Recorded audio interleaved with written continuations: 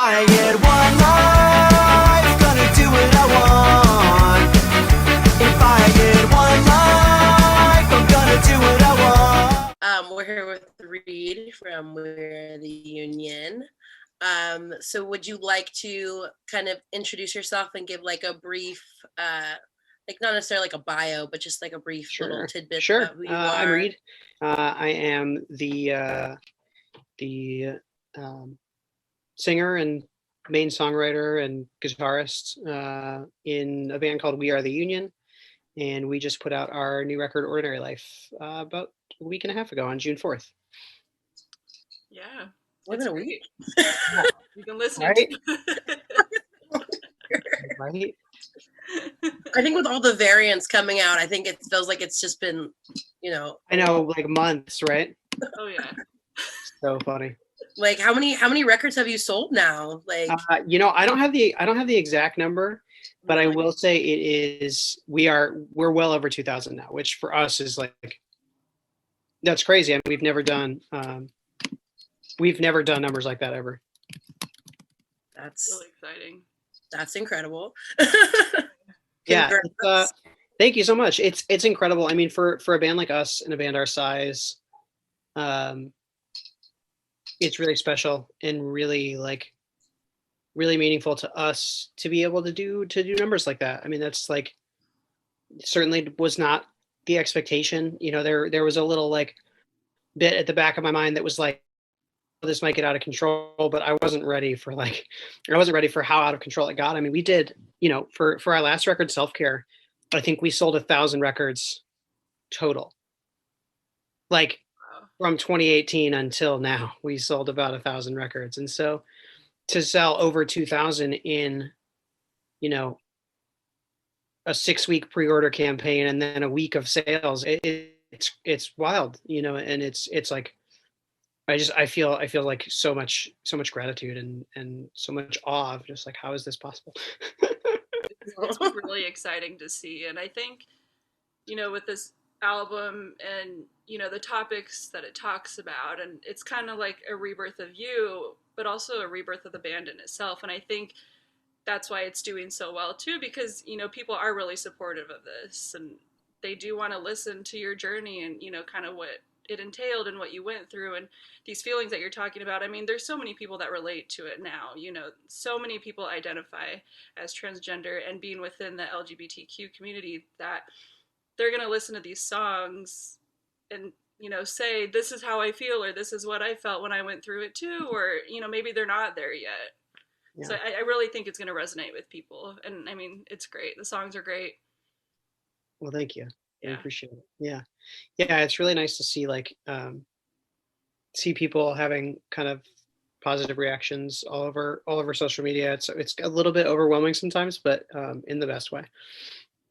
I'm sure that reintroduction of Reade video that you put out was overwhelming in itself. I mean, we both saw it and we got a little emotional because it is exciting seeing people, live as how they're meant to live, and I mean, you looked so happy in it and you still, I mean, you're glowing, ever since you made that video, you've been glowing ever since.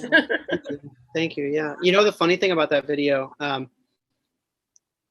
I assume you're talking about like the me talking to the camera video from day one. Yeah. The funny thing about that video is Ray and I filmed that at about 3 a.m, like 2 days before the record came out. Oh, wow. It was just like, we knew we needed it. We knew we needed like something like that. And Brent, our drummer, and I had been talking for quite some time about like, okay, what does this actually look, what does the post actually look like? And we kept coming back to that idea of doing that sort of like, just me quite literally, like you put it, reintroducing myself. But I like couldn't settle on what I wanted it to look like and what, and then finally it was just like, Ray was like, I mean, because Ray obviously is a photographer, took all of the band photos and again, the photo on the cover of Ordinary Life, but also like is a professional photographer and takes, photos of probably at this point, hundreds, maybe thousands of clients. I don't know. It's a lot. And so they have this whole like backdrop set up and this whole like like quite literally a photography studio in their garage, and it was just like they wanted to do a photo shoot, just like of us being silly and goofy and like and like super gay together, and it was like middle of the night, and we were like, all right, fuck it, let's just also film the talking video as part of that, and just like set, we're already gonna be setting up a still camera, let's just set up a video camera and I'll talk at the camera for 5 minutes. And it came together once we like actually got it rolling and started going. It was like, I think I recorded like 3 or 4 versions and that was it. And then we went and had a full photo shoot that ended at like 4 a.m. I was gonna say, were you up all night? I know. Yeah, we oscillate back and forth between like 3 hours of sleep and like 10 hours of sleep. It's very funny. That was during one of our 3 hours of sleep phases. Love that. Love that. Yeah, I think that video though was like the perfect introduction into what ordinary life is about, and I mean the sound too. It's very musically diverse. You explore different genres kind of outside ska, but you're also talking about mental health, dysphoria, your relationship, kind of all of these different things that lay out this story of what you've gone through over the last few years. And it ends with, December kind of saying goodbye to the old Reade. And now it's like, this is me, this is who I am. Yeah. Yeah. It's, that song almost didn't exist. That was a request of our producer, John Graber. We were kind of, I played John all the demos for the record shortly before we went to the studio. We recorded most of the record at an Airbnb in Joshua Tree, and basically like a few days before we drove out to Joshua Tree, I played John the demos, and John was like, "This is great. I love this. Here's what's missing. We need this sort of like,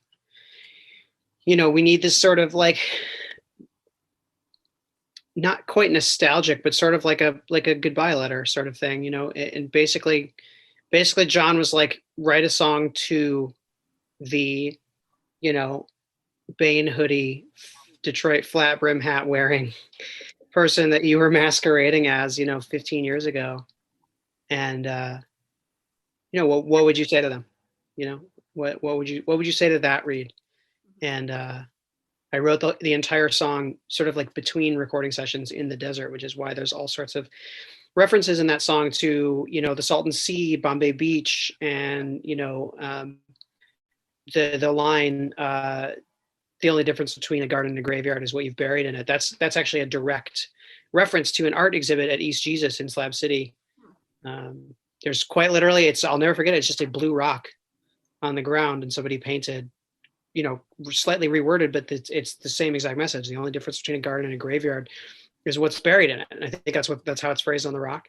And that just stuck with me. And so all these kind of images and things that we experienced during our time out there in the desert kind of made their way into this song, which I think is really, really cool. That it like, not only is it sort of the song that wraps up the record thematically, it also kind of reflects the physical environment in which we made the record, which is fun. I mean, it's mostly just fun for us in the band, but it's a cool little kind of series of Easter eggs. I gotta go to the Joshua Tree and try to. Everyone goes to Joshua Tree. We've seen so many people go out there for like recording or like brainstorming. Like, yeah, it's just so quiet. Yeah, it's so quiet, and it's so. I think it's perfect because it's very remote and it's very quiet, but it's also still, it's not desolate. Mm-hmm. There are towns, so it's like kind of perfect for creatives like me who aren't really ready to like pitch a tent in the middle of the woods and remove ourselves from society completely.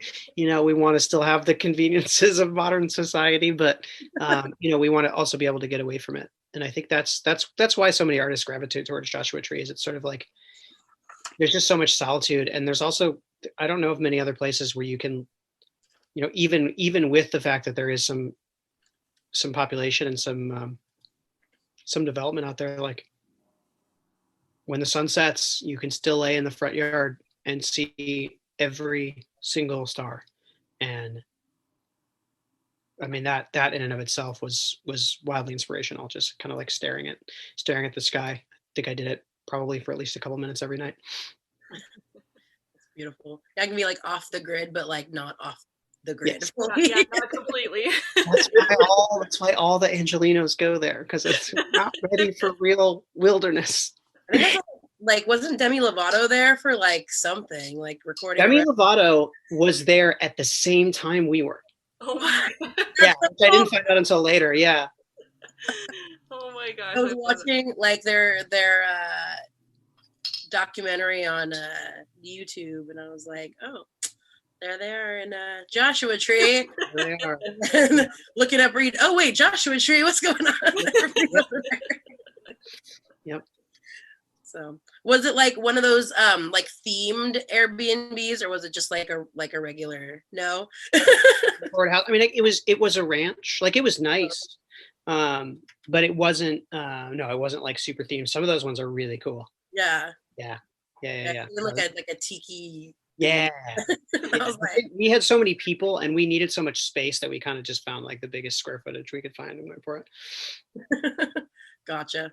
Had to make a de facto recording studio in the living room, which I don't think the Airbnb owners still know about, but we put everything back. There was no trace of it. But I think it's really funny that like there's this record that like exists and is, you know, marginally successful, and the people we recorded it at their house have literally no idea that that's what we were doing there. They're like, we want a piece of that profit now. We found out in our Airbnb. Like, I told them it was a creative work retreat, which is not untrue. It's exactly what it is. I just didn't tell them that creative work retreat also meant we were going to build a temporary recording studio in their living room. They probably thought it was like yoga or something. 100%. They're probably watching this like, well, Reade's never renting from us again. I guess as long as you don't like trash, they'll be fine with it, you know. Yeah. I mean, that's the thing. We left it in we put everything back, everything exactly where it was. There was. Yeah, I'm sure. No trace. They have no idea. It's Yeah, fine. exactly. Or they do, and they're just nice and don't want to say it. Very, very true. Yeah, absolutely. Do you want to talk a little bit as to like how you kind of went into making this record? Like, what was kind of your thought process into going into recording these songs? Yeah, I mean, I think for me, it really was primarily driven by the desire to come out through my music. That was the big thing. And, you know, we had been doing singles, just kind of like sporadically as a band, leading up to that record. And those are great and they're fun, but those are pretty much just me and our producer, and then Brent playing drums, and then you know, Jer records horns at their studio in Gainesville, and we incorporate other people as we can, but you know, we're all separated across the country, so it's hard to really record. But the thing that I was really adamant about for the record, and that we were all really adamant about, was getting everybody in the same room and actually like fully collaborating in a way that we haven't been able to, because you know, we're not only is it a pandemic, but we're so spread out across the country. So it's difficult for us to be like, it's difficult for us to be engaged in working in the way that a lot of bands are. And I was really thankful that we were able to make it work, and we were able to get everybody into the same place, and you know, kind of just like exist in our own little world for 2 or 3 weeks, and really work on it. And I think that was the biggest thought process for me, was like, yeah, I want to come out through my art, but I also want to have it be an extension of this friendship that I have, and this kinship that I have with these, you know, with these people. I always said, like, if the record sold 0 copies, I'd be happy, just because we made it, honestly. Like, just because we made it together and it exists, like that was enough for me. I'm very happy that it is doing well, but you know, it really was about the experience. Do you think making it that way and just, everything that you're talking about on the record and, going through this process together as a band has made you a lot closer? Absolutely. Yeah. Yeah, I think so. I mean, I'm a very I am a very closed off person, much to the chagrin of my band. But I do try. And but it's certainly gotten a lot easier. It's gotten a lot easier to open up to them, which is nice. That's awesome. I love that. Yeah. Have like this weight off your shoulder. Definitely. Yeah. And I think it definitely helps too, as you went through this process and you were figuring yourself out and, having this realization that the way I'm living is not supposed to be how I'm living, having these people in your corner who you can talk to. I do remember reading an interview where you talked about how, it was on the Leftover Crack tour that you were like, I think I'm transgender. And, Jared was kind of the first one that you'd opened up to because they're non-binary and they kind of understand that, and I do think that was great to have someone who does identify within that community to help kind of guide you through and, be there for you as you go through the process yourself. Yeah, it was really nice. It was really great to have them kind of in my corner and in my support network. It was invaluable. And I think, truth be told, I don't think that anything would have happened the way that it did if it weren't for them. I don't know if the record would have been made the way that it was made. I don't know if the record would have been what it is. I think, a lot of my friendship and a lot of my friendship with them has I just kind of normalized, the queer experience in general, and I think helped me so much to really be comfortable accepting myself. Yeah, absolutely.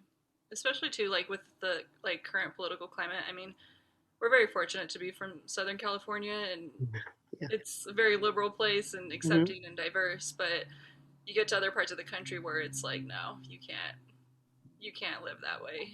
Yeah. And it's shocking, right? Certain places in Southern California are still kind of conservative. Yep. But, for the most part, it's always shocking. We're no, you can't you can't get married, or you can't transition, or you can't anything. It's just, why can't people just let people live the life that they want to live? I just don't get it. It's so. Yeah. And it's always the so-called freedom people who are pushing that agenda too. It's all right, well, if you want freedom, I got a great place for you to start. There's a whole lot of people that your existence oppresses if you just would chill. Yes. Yeah. Freedom with circumstance. Freedom to do exactly what I think you should do. Exactly. For real. I just saw a TikTok too it was a guy talking about how he likes coming across TikToks where conservatives have pushed so far that now they're dabbling into socialism and they don't even realize it. Yeah. That's funny. Yep. He showed a guy talking about how he's able to get the COVID vaccine for free, but he has to pay for, his doctor visits and, healthcare and stuff. And he's like, well, let me tell you, Yeah. You're so close. Right there. It's that big target, right? You got it. It's right there. It's there. One more step and you got it. Yeah. Yeah. It's funny. Definitely. Ordinary life is kind of this liberation of yourself, but I think that journey started previously in self-care. You talked a little bit about it in previous interviews that, self-care had these songs that were wrestling with thoughts that you didn't know what to make of. It was a lot of mental health stuff that you were going through, and you didn't know it at the time, but it was attributed to this dysphoria that you were having. and you know, you couldn't put into words what you were feeling. You just knew it was affecting you in some way, and you didn't know how to grasp it or deal with it, or you know, come to terms with it. Looking back at those songs, do you think, I don't know how to put it into words, like looking at those songs now as like a reflection versus, you know, ordinary life, like, does it bring a sense of like clarity to you now, like going, okay, like these songs make a little more sense now looking back? Yeah, I think so. I think a little bit, and you can even expand that to the whole catalog. You know, you even go back to the first record from 2007, and there are themes on there that are, you know, the whole idea of like, you know, on the first two records, it's basically me like grappling with my you know, with my own morbidity, you know, and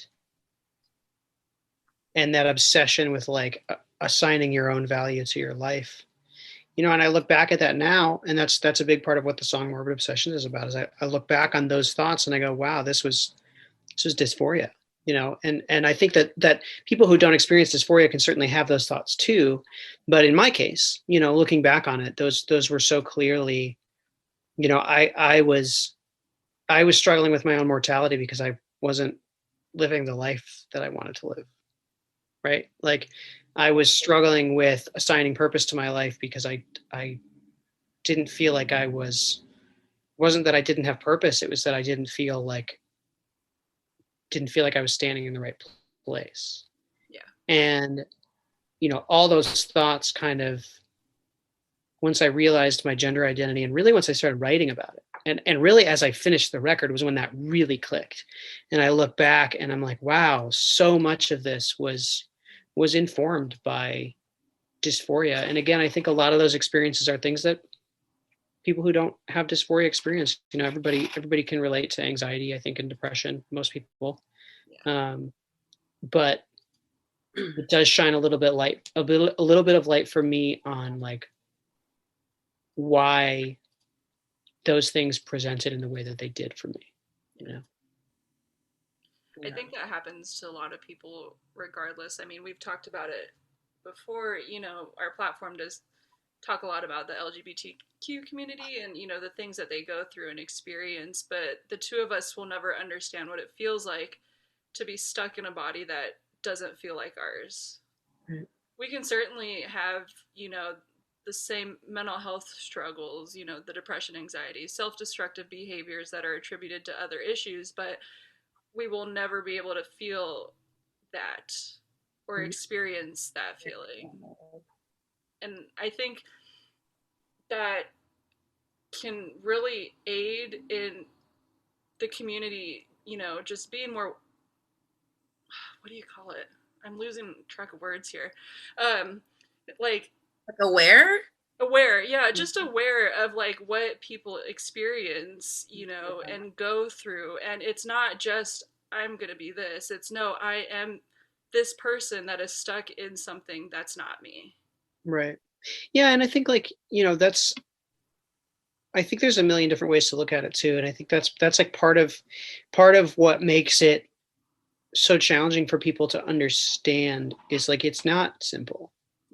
You know, there isn't a lunchbox explanation for what it really truly means to experience dysphoria, you know. And I think that's a big part of like why I wanted to tell my story this way, is I think that I think every single story that gets told is another opportunity for two things. For one, for people who don't experience dysphoria to learn and to maybe normalize it a little bit for them. If they go, oh man, this band that I really liked, like I had no idea, you know, that the singer was trans, and like then that's a learning moment for them, right? For, you know, and maybe some people will react poorly, but maybe some will react in a way that's, and in our case, it's been overwhelmingly positive, you know. And you know, the other thing that may happen is there may be people who relate to your experiences in a way that they didn't anticipate.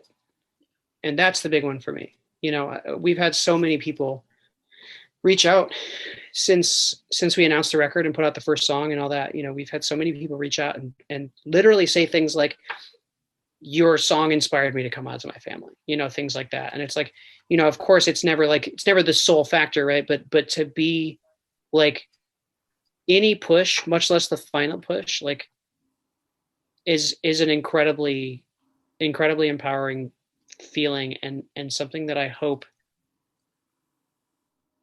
you know, I hope we can all continue to do as we walk through life, is like inspire others to live whatever truth it is that they're fighting to live. And, you know, that's really the big one for me, is by coming out the way that I did and by telling the story this way. You know, there's the possibility that people may feel a little bit less alone, you know, feel a little bit more connected, feel a little bit more seen. Absolutely. You know? And that's really important. And I think that's why I encourage and appreciate every platform that's given to any queer person to express their truth, because you just never know who's going to hear what and relate to it and carry that with them. And then maybe 5 years later, that'll turn into a light bulb moment, you know?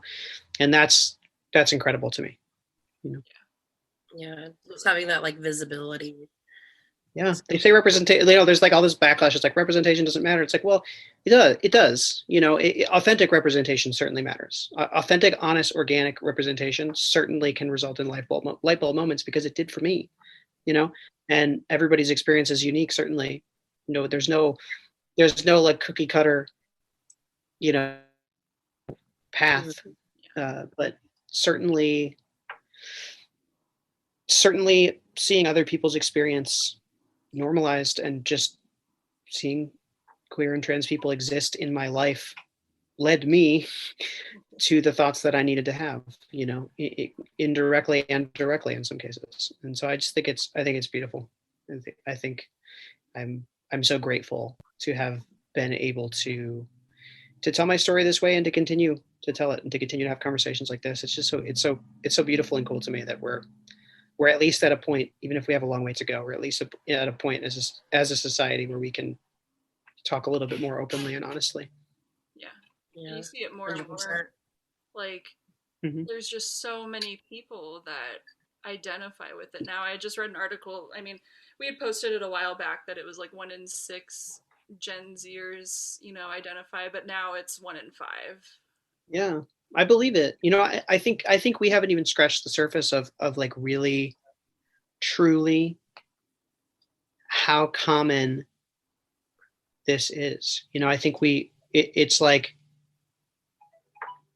you know, we've all heard it said that, you know, gender is a spectrum. It's not a binary, right? And I think like we are really starting to see the first modern generation in this country to embrace that. And it's really exciting and really refreshing, because I think we're, you know, of course there will be people who say things like, well, everybody's trans now or whatever. It's like, well, maybe, yeah, maybe we all are. Like, maybe this binary thing that we made up, maybe that's made up, you know.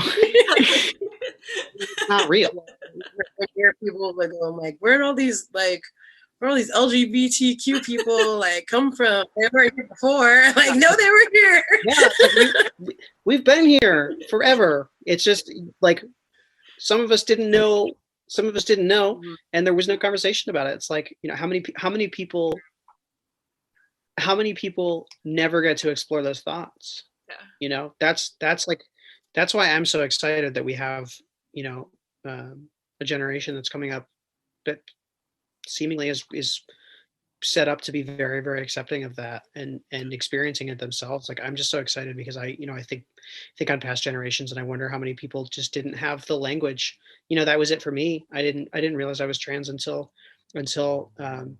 much later in my life than most people, because I just didn't have the language for it. Yeah. You know, I wasn't having those conversations. It wasn't part of my everyday routine to be like, I should examine my gender identity, you know? And I think that like now we're seeing a generation that is much more normalized, and it is much more of a routine experience. And I'm very excited to see very excited to see how that plays out in the coming years. Because yeah, I think that number will continue to increase. I really do.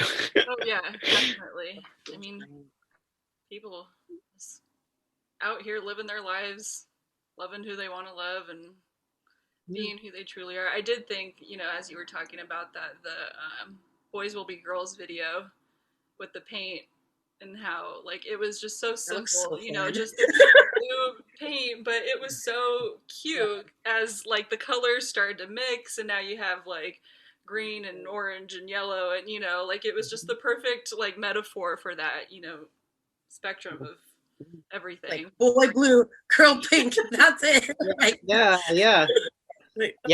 oh, That was a Chris Grau original. Chris Grau has directed every single music video we've ever done. Actually, every single full production music video has been a Chris Grau production. We love Chris, but that was I believe that one was fully a Chris concept. Usually Brent and Chris and myself kind of like have phone calls where we kind of pitch ideas and bounce things back and forth, and they kind of change form and become something different. But if I recall correctly, Boys Will Be Girls was start to finish a Chris idea. I remember he was very uncomfortable with sharing it because he's like, I don't want to be like speaking out of turn. I was like, we hired you to make the video about me coming out. We hired you to do this. It's okay. You can have ideas. Like, thank you for your reservation, but your ideas are appreciated. But it's very sweet of him to be like, I don't know if I should propose this. It was great. Yeah. I thought it came out really great. Thank you. Yeah, it was really fun to film. We did have to clean that entire warehouse afterwards. That was not so fun, but it was very fun to film. It's always fun to make the mess. It's never fun to clean it. It just looked so like freeing in a way. Just like very fun and happy. Like every time I listen to that song and like it gets to the chorus, I just envision like being at a show and like the entire crowd just like bouncing up and down, like really happy singing the words. Yeah. Like that at you, yeah. So, I hope so soon. I miss it. Yeah. Going on tour soon with the Slackers and the Agrolites. You're doing that little run. It's very exciting. I made a TikTok about this, but the Agrolites were one of the few bands that I could listen to when I was driving for Lyft. When I was first trying to I had quit the service industry and I was trying to make it full time as a musician and an audio engineer, and I did Lyft to kind of like fill the gap between gigs, and yeah, the Agrolites self-titled was one of the few records that I could listen to that wouldn't drive my customers like totally bananas. And so I listened to that record probably 1,000 times between, probably March of 2017. And I think I stopped around like summer of 2018. So for that like year and a half or so of my life, I listened to that record like pretty much all day, every day. There were a couple other records mixed in there, but it was one of a very small handful of records that I could really listen to. And so to get to play with them every night for I think it's 5 or 6 shows, like that's really cool. I'm very excited. And obviously the Slackers are legendary band, incredible live band. I'm so excited. I've actually never seen them live outside of a festival, which I'm told is like not the right way to experience that band. I'm told that the right way to experience that band is in a club. So I'm very excited that now I get to do that, for a whole week. It's very exciting. Really exciting. Did you, when you were like driving for Lyft, did you say like, oh, I'm going to play this record, or like to your passenger? No, like, I'm playing this now. No, it was just like, I just am not the, like, I mean, I'm not cut out for the service industry really, because I just like, I want my things the way I want my things. I want my music. I want, and so it was more like a solo choice of like, okay, I can play this record, and I want to be listening to many other things as well that are much more abrasive and loud. But if I put this on, they'll probably still tip me. It was more a decision like that. It wasn't like, yo, check out this band. It was just like, this can play in the background and won't be offensive to anyone's ears because there's no screaming and yelling. And it's not like, it's a very like, it's funny because if you bump that record, and really every Aggrolites record, if you bump it, there's a ton. Like it's super dynamic and it gets really big and it gets really small. But also, if you put it quiet, like if you're not really paying attention, it totally can just like exist, which is really unique. There's not a lot of bands that can pull off the like, I don't want to call it background music because that's not fair because it's not written that way and that's not what it is, but there's not many records that can exist in the background for me and also be bumped and be like, this is awesome, I want to dance. Like, you know, it's kind of like usually one or the other, and the Aggrolites are one of a very few bands that kind of pull off like a sound that is both non-offensive and energetic, and I think that's cool. I think that's very cool. Yeah, definitely. Those shows are going to be really fun. I feel like, I mean, ska shows in general are really fun. Like, you just cannot be sad at a ska show. Like, I want to dance and just. Well, we're going to try and make people sad. That's if they're listening to the lyrics, they're going to be real sad. I always think about that. Like, when I listen to ska, like, it doesn't matter what mood you're in when you start playing it. You're going to be in a happy mood by the end of it. Yeah. Yeah, somebody. Sorry, go ahead. No, I was saying you were gonna think like, what was I upset about? I don't even remember anymore. Yeah.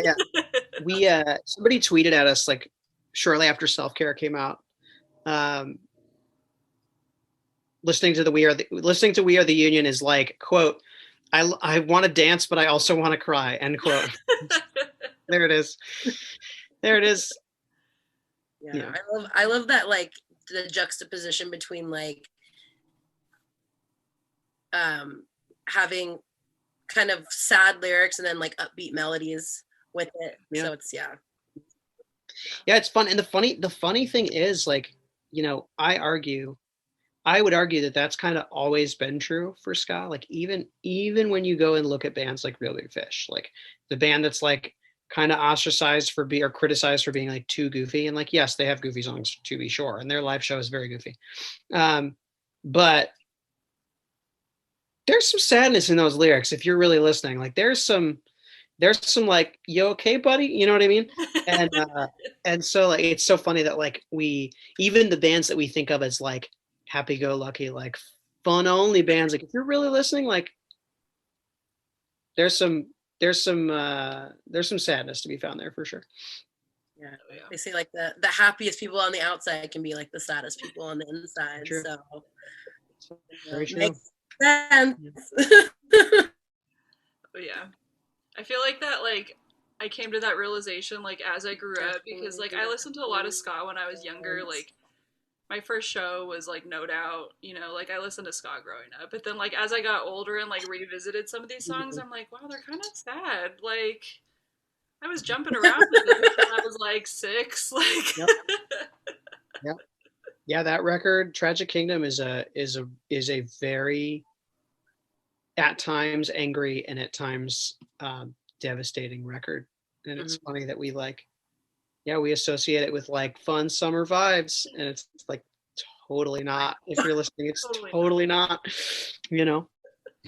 Yeah. But I think that's important, right? I think it's like, as an artist, you want to create something that's a little bit complex. I think if something is just happy and the lyrics are happy, like people don't respond to it. And if something is just angry and it's everything about it, like even like the best metal bands are the ones that don't take themselves that seriously. You know what I mean? Like those are the ones that really rip and really, like, to me, and really like find new ways to like push the genre and keep things interesting, are the ones that aren't really like super serious all the time. Like there has to be a balance in every form of art, otherwise it like comes off as really cheesy. I definitely love a balance like that, like when it's kind of like unexpected. But I also really enjoyed how you said, I think in like numerous interviews, how you said like once you're done recording an album, like it's up to like the listener to interpret it for themselves and kind of take it and do with it what you will, you know, kind of not mine anymore. Yeah. I think of like is it Big River? You have that line in Big River, like, that talks, it says, you know, when you're alive, but your friends are mourning you. Like, I think that's relative to like the dysphoria you experienced and going through this transition. But I think a lot of people can take that lyric and kind of make it their own, and, you know, relate it to their own personal exploration and journey. Yeah. Yeah. And I think that's, you know, the whole album was written with the intent, of being accessible and relatable to people who don't necessarily experience dysphoria specifically. You know, and that was really important to me to, is really important for me to interweave those feelings of dysphoria with feelings that people who don't experience dysphoria can also feel. Because I think that was just like a perspective that I saw as like an area of opportunity in queer art, in the circle that I am creating in, right? Certainly not globally, but you know, I think the idea of like, okay, let's tell this story, like, let's explain it like I'm 5. You know what I mean? Like that kind of like, that's kind of what I wanted to go for, because I think there's so many incredible pieces of art and songs and albums and entire bands that really get into the nuances of that experience in a way that's really, really powerful and poignant. But I wanted to kind of tell it in a way that was maybe understandable if you've never had those thoughts in your life. Yeah. You know, like, and so there is more there if you're looking for it. There certainly is much more nuanced kind of like dysphoria thoughts in there, you know, but there's also like, you know, that line could also be about severe depression, right? Just one final thoughts question. You know, what do you hope that, you know, people take away from this album, or, you know, what do you want them to get from listening to it?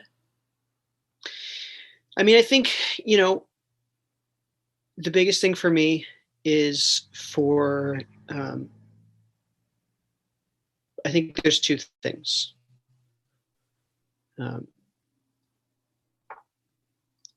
Number one is for anybody who experiences dysphoria, or, you know, anybody who is anywhere not on the gender binary, which I think is most of us, if I'm being honest.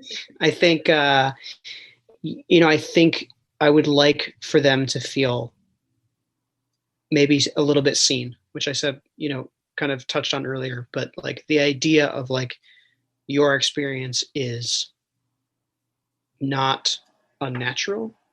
It is not wrong. It is an extension of who you are, and there's nothing wrong with it. And you're not alone in it. I think that's the big thing, right? But then also at the same time, I want for people who don't experience that, I just want them to hear a story and relate to. Non-trans people into the trans experience viscerally. And, you know, did I succeed? I don't know. But that was certainly the goal. And that's my hope, is that reaction will exist, you know, for some people, maybe some people who, you know, don't really have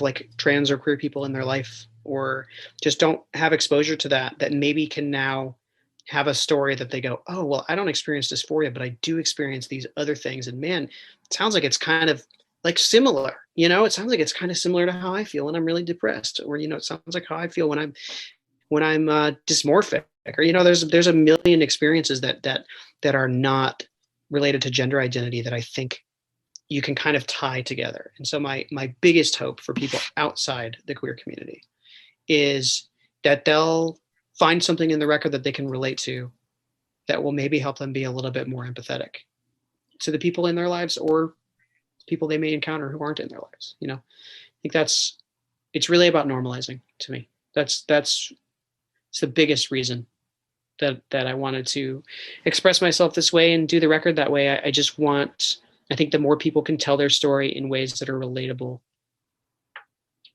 the less exciting it's going to be every time, which is good. And eventually we can get to a point where, you know, maybe a dysphoria songs are seen, not as common as, but seen in kind of the same vein as, you know, a love song or a depression song or whatever. You know, I think I'd love to get to that point where the experience is so normalized that it should just be like, I'm gonna have a peanut butter and jelly sandwich for lunch. Also, I'm trans, you know. I'd love to get to that point. We're decades away at best. We'll probably never get there, but that's the dream. I love that. Do you want to like plug your social media and everything where people can find you? Yeah. The band is at We Are the Union on just about everything. I am either at Reade Are the Union, which is ReadeAretheunion. I'm either that, or I think on Twitter I'm just Reade Wolcott, which is ReadeWolcott. Because Reade Are the Union was too long by one character, which is honestly upsetting. But I think everywhere else I'm just Reade Are the Union. But yeah.